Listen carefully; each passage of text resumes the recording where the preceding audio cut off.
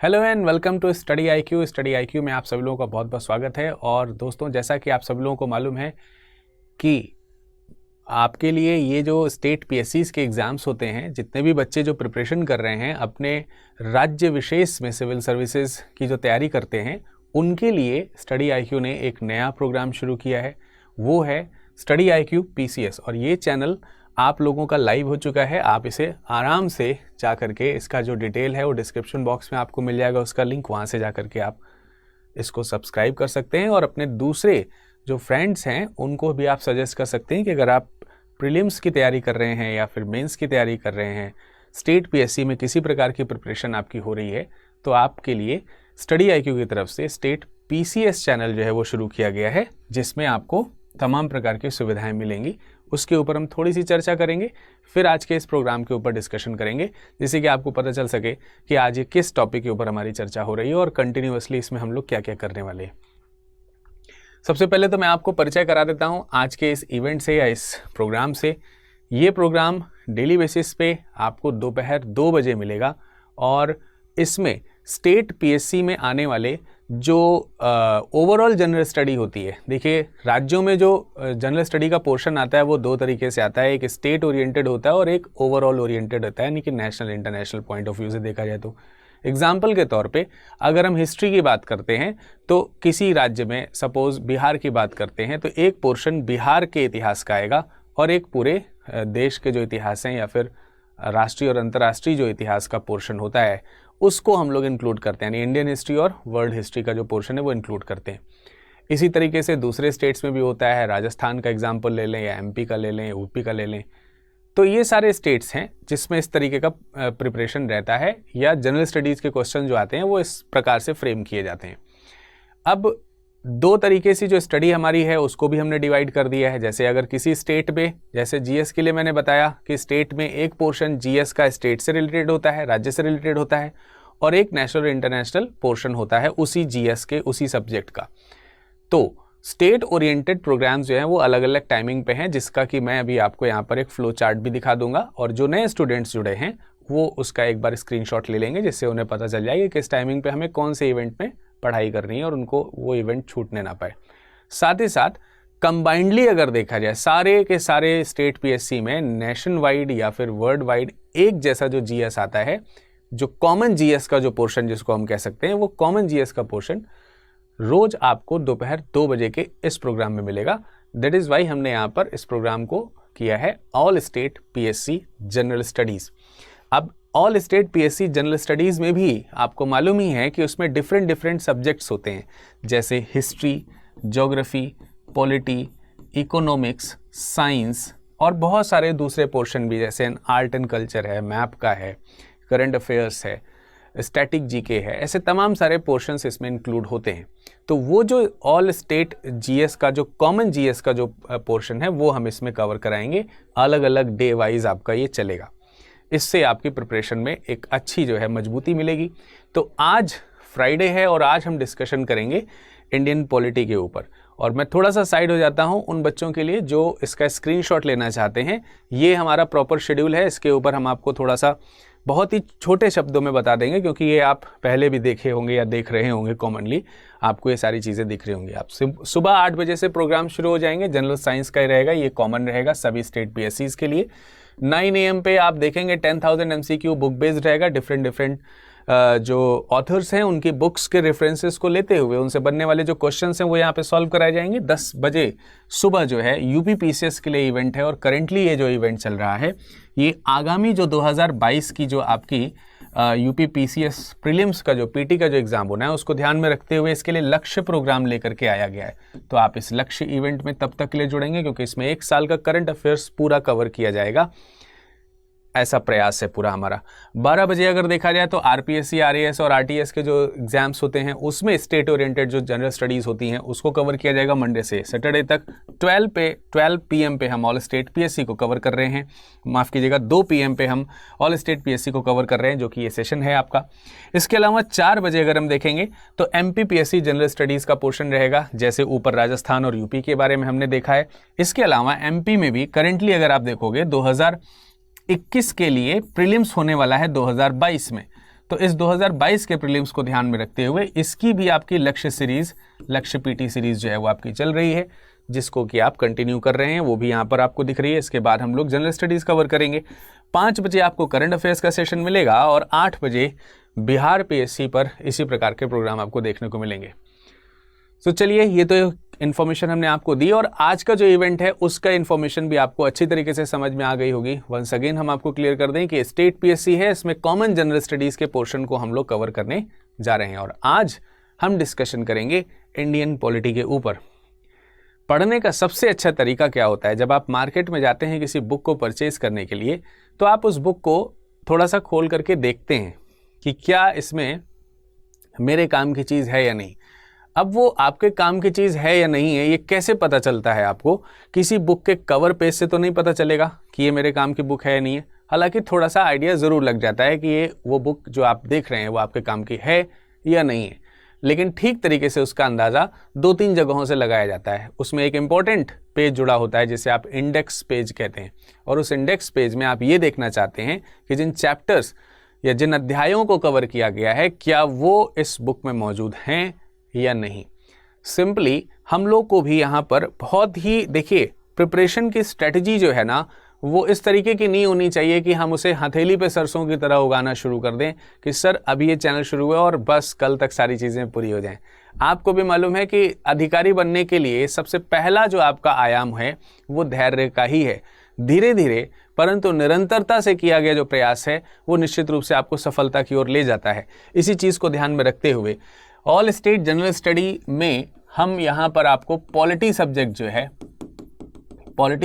है उसके बारे में सबसे पहले हम अवगत कराएंगे कि किस लेंथ के साथ हम इसको कवर करने वाले हैं और उसको करने का या कंडक्ट कराने का तरीका कैसा होगा, यानी ये किस तरीके से आपके लिए बेनिफिशियल होने वाला है। इसके ऊपर हमारा डिस्कशन रहेगा आज के इस सीरीज में पर्टिकुलरली।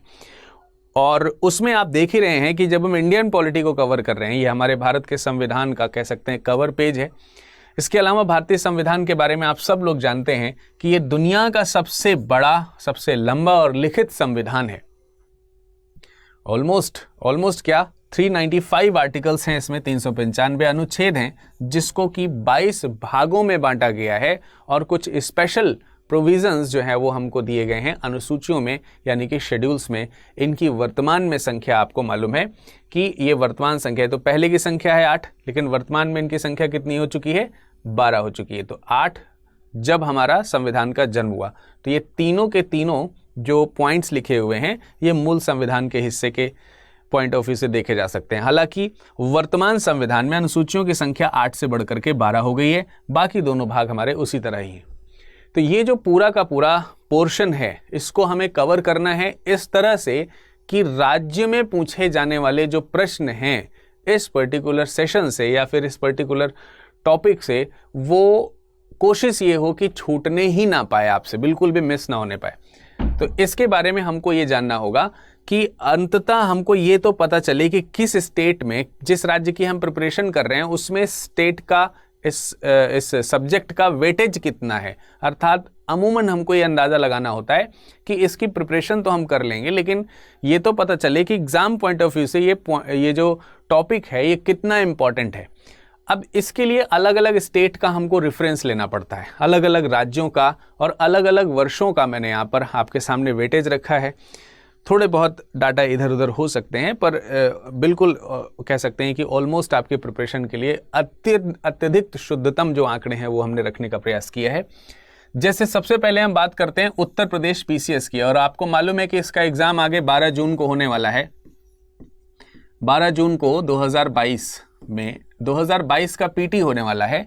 ऐसे में ये आंकड़ा आपके लिए काफ़ी कारगर हो सकता है। 2021 में जो भी एग्जामिनेशन हुआ था उसमें पॉलिटी के 14 के अप्रॉक्स क्वेश्चन पूछे गए थे, 14 क्वेश्चंस इंडियन पॉलिटी के पूछे गए थे।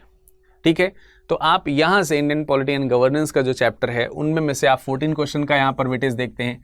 इसके एक साल और पीछे चले जाएं तो आप देखेंगे कि 22 क्वेश्चन पूछे गए, और उससे एक साल और पीछे चले जाएं तो 2019 में 18 क्वेश्चन पूछे गए थे।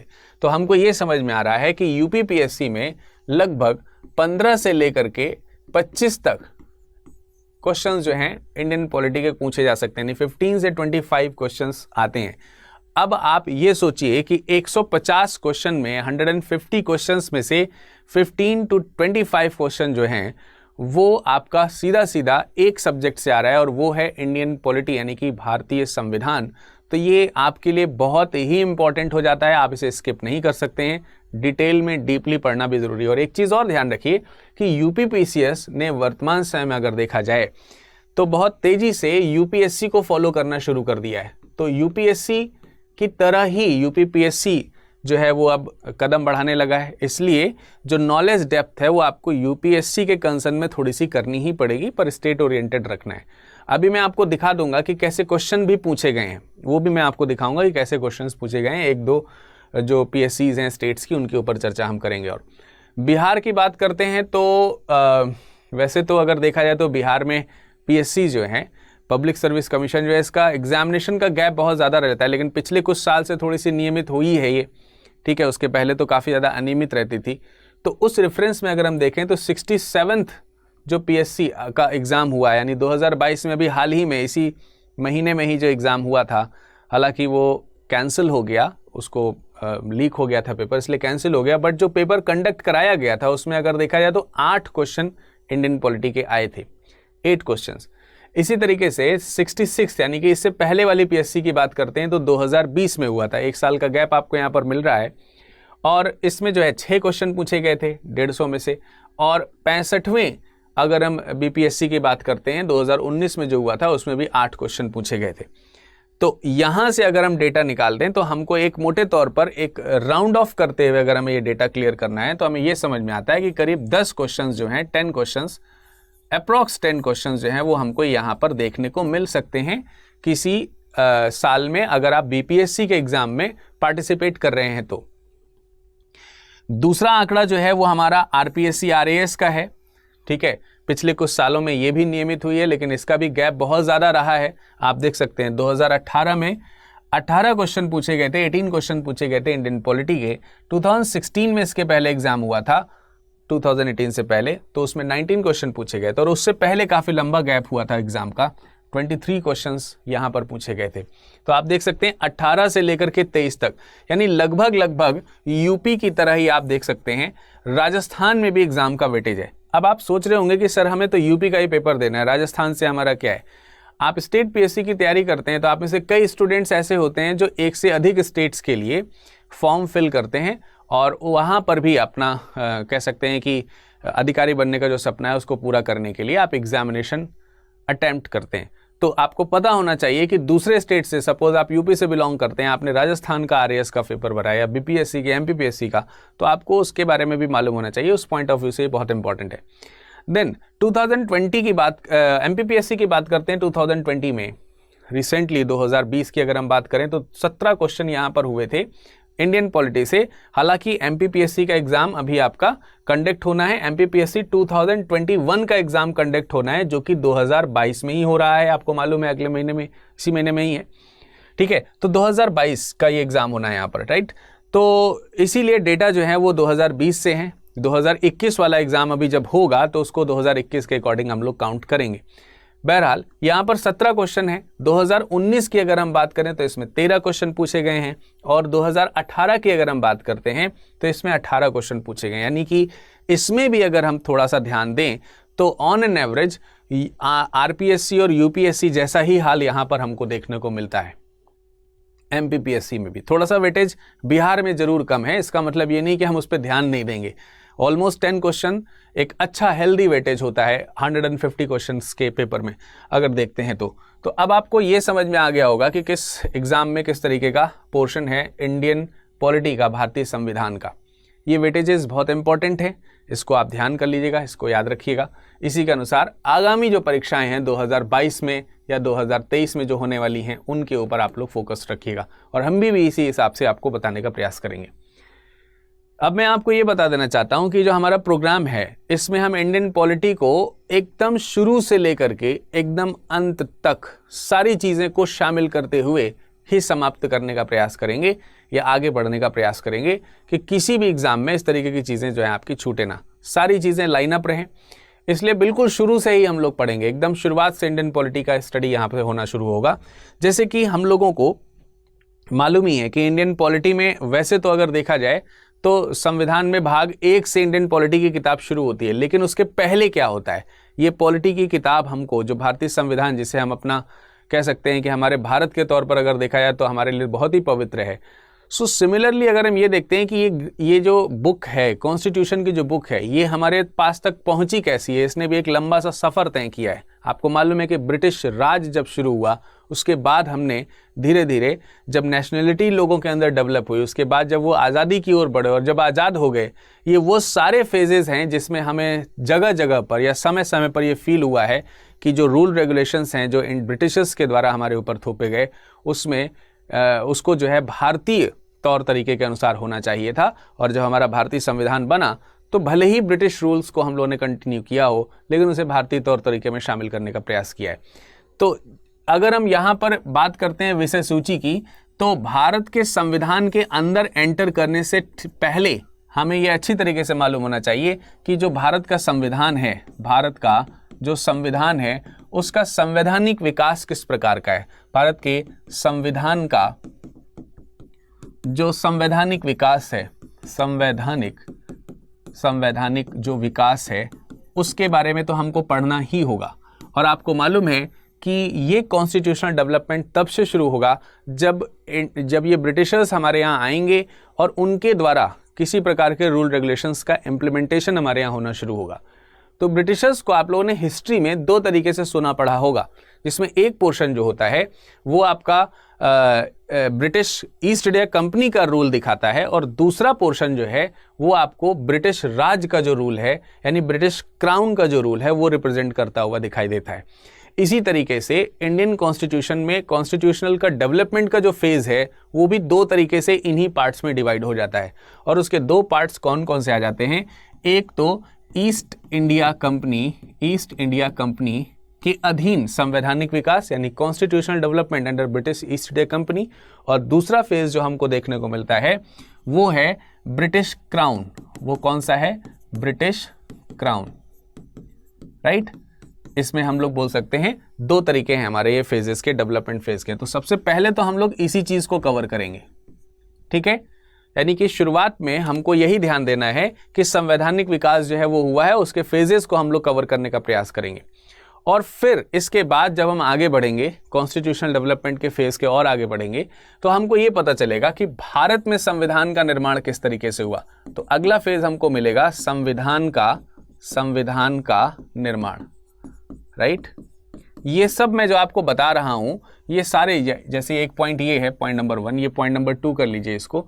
ये सारे पॉइंट इस पर्टिकुलर ये जो इंडेक्स है इसके शुरू होने से पहले लिए जाएंगे, क्योंकि जब तक वो पृष्ठभूमि तैयार नहीं होगी, इस इंडेक्स में यूज होने वाली चीज़ों के पीछे जो भावनात्मक चीज़ें जो जुड़ी हैं वो आपको समझ में नहीं आएंगी, ठीक है। उसको समझने के लिए इसका पढ़ना बहुत ज़रूरी है। और यहाँ से क्वेश्चंस भी आते हैं, बहुत हेल्दी क्वेश्चंस आते हैं किसी भी पीएससी की आप बात करते हो स्टेट्स में। तो हम लोग आगे पढ़ेंगे संविधान के निर्माण की बात। संविधान का निर्माण का मतलब फ्रेमिंग ऑफ द कॉन्स्टिट्यूशन जो है वो किस तरीके से हुआ है, कैसे संविधान सभा का निर्माण हुआ, कैसे संविधान सभा ने कॉन्स्टिट्यूशन को बनाया और कैसे ये लागू हुआ, ये सारी चीज़ें हम लोग इस पर्टिकुलर फेज के अंतर्गत पढ़ेंगे।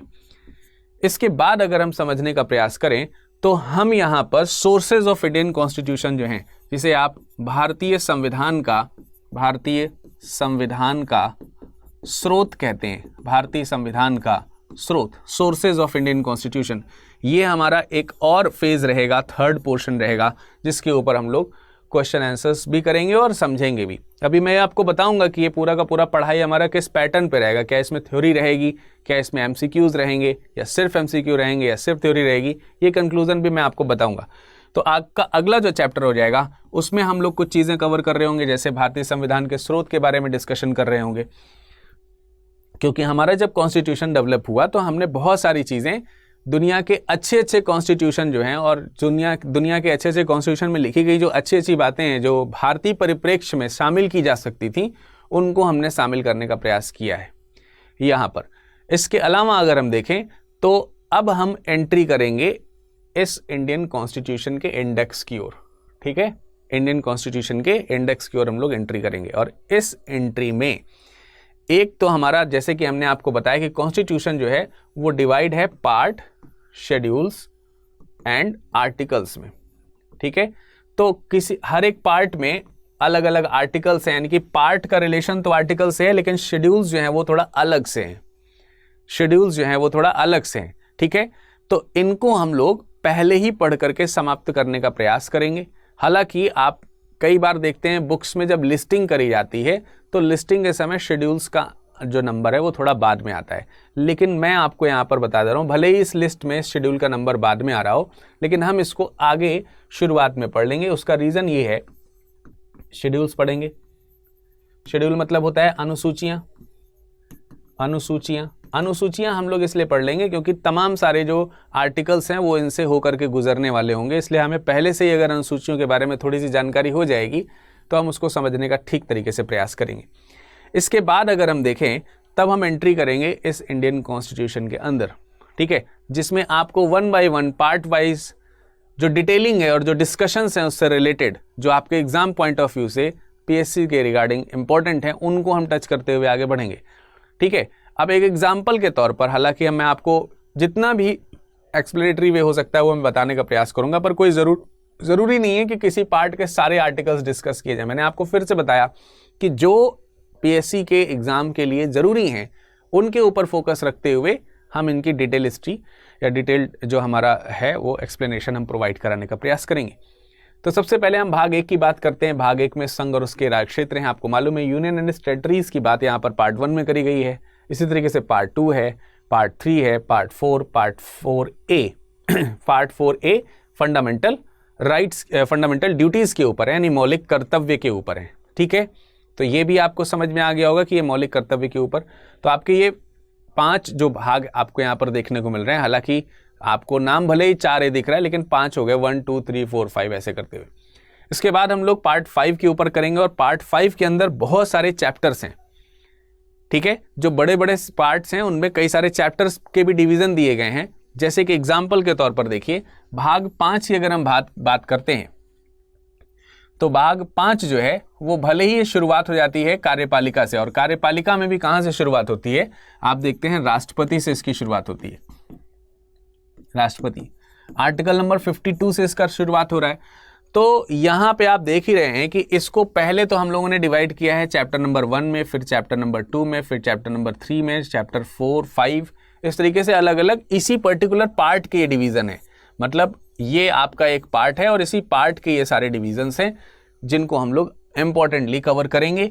जैसे एग्जीक्यूटिव का है, पार्लियामेंट का है, राष्ट्रपति के जो विधायी अधिकार होते हैं यानी लेजिस्लेटिव राइट्स जो होते हैं एक तरीके से प्रेसिडेंट के, उनको हम लोग डिस्कशन करेंगे। हालांकि उनके राइट जो है कहीं अलग से रखे नहीं हैं पर इसमें आपको देखने को मिलेंगे।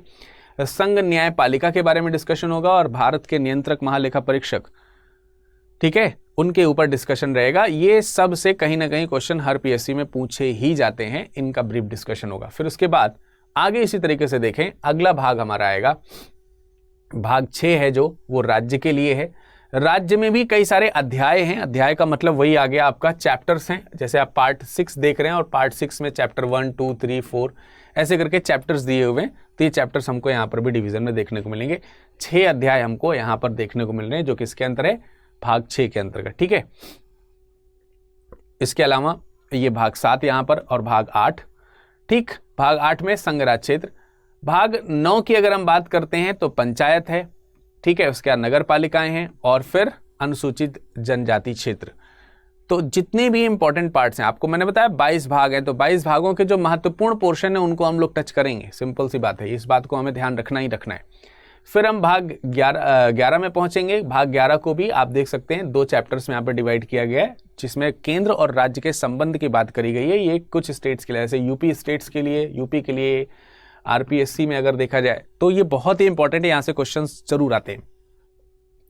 इसके अलावा भाग 12 की बात करते हैं तो इसमें वित्त, संपत्ति, संविदाएं, इनसे संबंधित बात वगैरह हैं। इसके भी कई सारे अध्याय हैं और उन अध्यायों में से जो इंपॉर्टेंट सेक्शंस होंगे उसको हम लोग कवर करेंगे।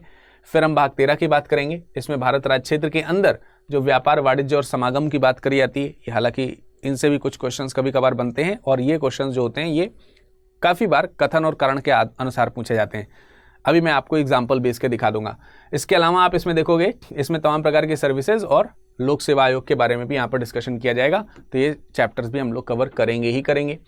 नेक्स्ट हम लोग ट्रिब्यूनल है, निर्वाचन वाला चैप्टर है, बहुत ही इंपॉर्टेंट, मोस्ट इंपॉर्टेंट है। कुछ वर्गों के संबंध विशेष के उपबंध जो हैं वो भी हमारे यहाँ पे डिस्कशन का पार्ट रहेगा ही रहेगा। राजभाषा के ऊपर डिस्कशन होगा, संघ की भाषा के ऊपर डिस्कशन होगा, क्षेत्रीय भाषाएं हैं इसमें, उच्चतम न्यायालय और उच्च न्यायालय वगैरह जो हैं, हाई कोर्ट्स और सुप्रीम कोर्ट्स जो हैं वो हमारे डिस्कशन में आएंगे। साथ ही साथ जो आपातकालीन उपबंध हैं, इमरजेंसी प्रोविजंस जो हैं वो हमारे डिस्कशन में आएंगे। कॉन्स्टिट्यूशन के तमाम प्रकार के जो संशोधन की प्रक्रिया है उसके ऊपर डिस्कशन करेंगे। इसको हम लोग दो तरीके से पढ़ेंगे, एक तो हमारा ये वाला भाग है ही यहाँ पर संविधान में संशोधन और उसके संशोधन की जो प्रक्रिया कॉन्स्टिट्यूशन में दी गई है, यानी संवैधानिक जो प्रक्रिया दी गई है उसको हम यहाँ पर डिस्कशन करेंगे। और जब ये सारी चीज़ें कंप्लीट होंगी तो अंत में जो अभी तक अमेंडमेंट्स हुए हैं, कुल संशोधन जो हुए हैं हमारे संविधान के, जो संशोधन है, संविधान में हुए संशोधन जो हैं उन संशोधनों के ऊपर हमारा डिस्कशन रहेगा। ठीक है, तो ये भी हमें ध्यान रखना है कि संशोधन पे डिस्कशन अलग रहेगा और संशोधन की प्रक्रिया पे डिस्कशन आपको कॉन्स्टिट्यूशन के अंदर देखने को मिलेगा। ठीक है, और ये जो अनुसूचियां हैं ये मैंने आपको बताया, चौथे नंबर पर हम लोग सबसे पहले इसी को कवर करेंगे, जो कि 1 से लेकर 12 तक अनुसूचियां आपको यहाँ पर दी गई हैं। राइट, तो ये मैंने आपको एक तरीका बताया कि किस तरीके से हम पूरा का पूरा पॉलिटी जो है वो कवर करने वाले हैं। अब मैं आपको बता देता हूं कि पॉलिटी जब हम पढ़ेंगे तो किस संदर्भ में पढ़ेंगे, किसी भी चैप्टर का रेफरेंस लेते हुए। जैसे हमने जो आपको डिटेल लिस्टिंग करी है उसकी लिस्टिंग को यहाँ पर समझाने का प्रयास करेंगे आपको। तो इसमें थ्योरी का जो पार्ट है वो तो रहेगा ही रहेगा, साथ ही साथ हर सेशन के अंत में लगभग आपको ऑन एन एवरेज अगर देखा जाए तो 5 के अराउंड MCQs आपको यहाँ पर देखने को मिल सकते हैं।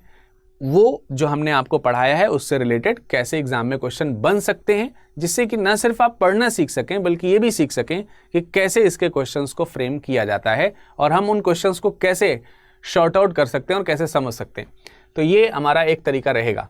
अब मैं आपको बता देता हूं कि देखिए क्वेश्चंस किस तरीके से आए। जैसे ये क्वेश्चन आपके सामने जो है वो MPPSC 2020 से एक क्वेश्चन पूछा गया, which of the following statement is correct regarding article 368, अनुच्छेद 368। अभी थोड़ी देर पहले मैंने आपको कॉन्स्टिट्यूशनल अमेंडमेंट के बारे में डिस्कशन किया था। तो article 368 of the constitution of India, अब इसमें 2 स्टेटमेंट दिए हैं, यानी कि आपका क्वेश्चन का पैटर्न क्या है आप जरा देखिए। क्वेश्चन के पैटर्न में पूछा गया है किसी आर्टिकल के रेफरेंस में, कोई भी आर्टिकल आपको यहाँ पर दिया जा सकता है। कोई भी आर्टिकल देने के बाद उससे 2 कथन बनाए जा सकते हैं और उन 2 कथनों के आधार पर आपसे पूछा जा सकता है कि कौन सा कथन सही है या कौन से कथन सही हैं, यानी कि ट्रू एंड फॉल्स के क्वेश्चन इस तरीके से बनाए जा सकते हैं आपके साथ। तो इसका मतलब ये हुआ कि अगर हमें इस आर्टिकल, पर्टिकुलर आर्टिकल, जैसे इसमें आर्टिकल नंबर 368 की बात की गई है, तो अगर हमें अनुच्छेद 368 के बारे में डिटेल जानकारी नहीं है तो हमें कैसे पता चलेगा कि यहाँ पर ये 2 पॉइंट्स जो दिए जाएंगे ये क्या होंगे।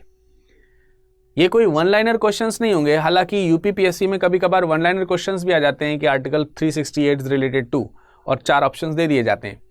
लेकिन अब पैटर्न धीरे धीरे चेंज हो रहा है। इस तरीके के क्वेश्चंस भी जैसे MP में पूछे जा रहे हैं ऐसे UP में भी पूछे जा रहे हैं और UPPSC में भी ऐसे ही आते हैं। तो आपको समझ में आया, इन क्वेश्चंस को आप समझ तभी पाओगे या इसको सॉल्व तभी कर पाओगे जब आपके पास में आर्टिकल 368 का ब्रीफ डिस्कशन होगा या आप उसकी डिटेल जानते होगे। इसी तरीके से एक और क्वेश्चन ले लेता हूं मैं, जो कि MPPSC से ही आया है, 2020 का क्वेश्चन ये भी। जैसे कथन दिए गए हैं यहाँ पर सीधा, और कितने कथन दिए गए हैं आप देख सकते हैं, 3 स्टेटमेंट्स हैं, 1, 2 एंड 3। देखिए दूसरा वाला क्वेश्चन और इस वाले क्वेश्चन में क्या अंतर है, किसी एक आर्टिकल को देकर के उससे रिलेटेड पॉइंट आपसे पूछ लिया गया, उसी से रिलेटेड। इसका मतलब अगर आपको आर्टिकल 368 अच्छी तरीके से मालूम है तो आप उसके संदर्भ में सारी जानकारी के उत्तर जो है सही दे सकते हैं। यहां पर क्या किया गया है, यहां पर 4 कथन दिए गए हैं। हो सकता है ये चारों कथन अलग अलग आर्टिकल से, 4 या 3 कथन जो भी दिए जा सकते हैं वो अलग अलग आर्टिकल या अलग अलग पार्ट से रिलेटेड हो। अब इसमें देखते हैं कैसा है। इसमें है भारत के निर्वाचन आयोग के मुख्य निर्वाचन आयुक्त को उच्चतम न्यायालय के न्यायाधीश के वेतन के बराबर वेतन संदाय किया जाता है। यानी कि आप देख सकते हैं निर्वाचन आयोग के मुख्य निर्वाचन आयुक्त और उच्चतम न्यायालय के न्यायाधीश के वेतन की बात कर दी गई। तो 2 अलग अलग अधिकारियों की, जो संवैधानिक अधिकारी हैं, उनकी एक साथ बात कर दी गई कि, यानी कि इसके लिए आपको निश्चित रूप से जानकारी मुख्य निर्वाचन आयुक्त और साथ ही साथ मुख्य न्यायाधीश के वेतन की होनी चाहिए। और यहां पर तीसरा मुद्दा वेतन, एक तो मुख्य निर्वाचन आयुक्त की बात हो गई, दूसरा मुख्य न्यायाधीश की बात हो गई, और तीसरी बात इसमें जो है वो वेतन की है। आप समझ रहे हैं ना कीवर्ड्स क्या हैं इसके। ये आप नहीं समझेंगे तो फिर आपसे क्वेश्चन छूट जाएगा। फिर आगे लिखा है भारत के निर्वाचन आयोग के मुख्य निर्वाचन आयुक्त का कार्यकाल और पद ग्रहण करने की तारीख से 6 वर्ष की अवधि या 65 वर्ष की आयु में जो भी पहले आता हो वो आएगा। तो पहला वाला स्टेटमेंट जो है वो वेतन से रिलेटेड हो गया और वेतन में 2 लोगों को टच कर दिया गया, और दूसरा वाला जो है वो टेन्योर यानी कि कार्यकाल से रिलेटेड हो गया। ठीक है, कार्यकाल से रिलेटेड हो गया है। तो ये भी एक पॉइंट हो गया आपका कि हमें ये मालूम होना चाहिए। एक चुनाव आयुक्त किसी समय कुछ मुख्य चुनाव आयुक्त को संबोधित स्वहस्ताक्षरित लेख द्वारा अपना त्यागपत्र दे सकता है। यानी तीसरा फैक्ट हमको यहाँ पर इसके रेजिग्नेशन से रिलेटेड पूछ लिया गया है। इसका मतलब ये हुआ कि न सिर्फ आपको यहाँ पर इलेक्शन कमीशन के बारे में, बल्कि सुप्रीम कोर्ट के चीफ जस्टिस जो हैं उनके बारे में पूछा गया, सैलरी, और साथ ही साथ उनका कितना टेन्योर होता है, और साथ ही साथ ये भी कि वो कब मतलब किसे त्यागपत्र देते हैं। तो स्टेटमेंट्स में से कौन सा सही है, ऐसे करके क्वेश्चन पूछा रहा है। तो आप देख सकते हैं एक ही जगह से क्वेश्चन बनाया जा रहा है लेकिन पूरा का पूरा पूछ लिया जा रहा है। फिर मैं आपको यहाँ पर बता रहा हूँ कि डिटेल डिस्कशन इसका जरूरी होगा ही होगा। यूपी में कैसे क्वेश्चन पूछे जाते हैं उस पर भी एक नज़र देख लीजिए। वाद विवाद से ऊपर रिलेटेड क्वेश्चन है अब, यानी कि ये जो है जो केसेस हैं उनसे रिलेटेड क्वेश्चन है, उनको भी हम कवर करेंगे। निम्नलिखित पर विचार करिए तथा उनको सही कालक्रम में व्यवस्थित कीजिए। 4 केसेस यहाँ पर दिए गए हैं, गोलकनाथ, केशवानंद भारती, 24वां संविधान संशोधन अधिनियम और 42वां संविधान संशोधन अधिनियम। इनके ईयर आपको मालूम होने चाहिए, यानी कि फैक्ट्स से रिलेटेड क्वेश्चन उनको अलाइनमेंट करना है। तो सीधे सीधे फैक्ट है, आपको ईयर मालूम है तो कर पाएंगे, नहीं मालूम है तो नहीं कर पाएंगे, क्योंकि इनके अंदर की डिटेलिंग जो है वो आपसे नहीं पूछी गई है। ये आपसे फैक्ट वाले क्वेश्चन पूछ लिए गए। इसी तरीके से यूपीपीएससी 2021 का एक और क्वेश्चन है जो आपको यहाँ पर फैक्ट्स रिलेटेड ही देखने को मिल रहा है। इसमें आर्टिकल्स जो है वो आपको मैच करने हैं कि कौन सा आर्टिकल किससे रिलेटेड है। तो ओवरऑल आपको क्या समझ में आया कि हम किसी एक तरीके से पढ़ करके पॉलिटी को कवर नहीं कर सकते, कि हम सिर्फ आर्टिकल्स ही पढ़ लें या सिर्फ फैक्ट ही पढ़ लें या फिर रट ही लें उसे, कॉन्सेप्ट ना समझें। तो आपको सब समझ में आ रहा है यहाँ पर कि कॉन्सेप्ट से संबंधित क्वेश्चंस भी हैं और से रिलेटेड क्वेश्चंस भी हैं कि किस तरीके से हमको वन लाइनर क्वेश्चंस पूछे जाते हैं। तो ये सारी चीज़ें डिटेलिंग में हमारे अंतर्गत आएगी। एक बार फिर से मैं आपको याद दिला देना चाहता हूँ कि किस तरीके से हमारा जो शेड्यूल है, ये पैटर्न जो है वो शेड्यूल किया गया है। जो बच्चे अभी जुड़े हैं वो इसका स्क्रीनशॉट ले लीजिए। इस पैटर्न पर रेगुलर बेसिस पे हमारे यहाँ क्लासेस चलेंगी। किसी प्रकार के डाउट या किसी प्रकार के संशय की स्थिति में आप हमसे विभिन्न जगहों पे कांटेक्ट कर सकते हैं, हमसे मुलाकात कर सकते हैं, और किसी प्रकार का कोई क्वेश्चन है तो कमेंट सेक्शन में कमेंट करके हमसे पूछ सकते हैं। ठीक है, तो फिलहाल आज इस सेशन में इतना ही। मुलाकात करेंगे नेक्स्ट सेशन में, तब तक के लिए नमस्कार, धन्यवाद।